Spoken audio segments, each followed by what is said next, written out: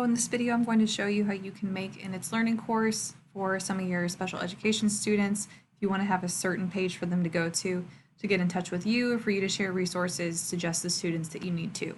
So the first thing you need to do is log on to It's Learning, and then across the top here, you should have a tab that says Admin.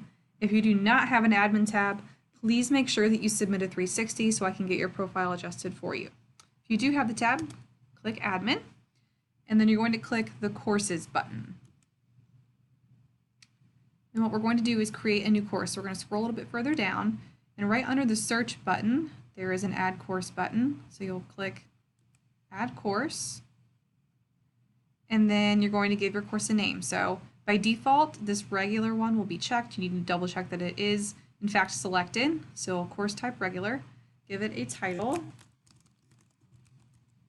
And then for your organization here, if you click the drop-down menu, you might see some of the buildings where you teach. So if, for example, I teach at Central Middle School and this course is for my Central students that are on my caseload, I could click Central. For this example, I'm just going to leave it at the district level. So you pick your school and then click Save. And then you'll get a confirmation message that your course is created successfully. So to get to the course, click your Courses button, and it should pop up here. If it doesn't, you can always get to your courses by clicking the All Courses menu and selecting it from the full list there. So I'm going to click my course, and there you go. This is the course that you made. If you want to add your students to this course, that's really easy to do.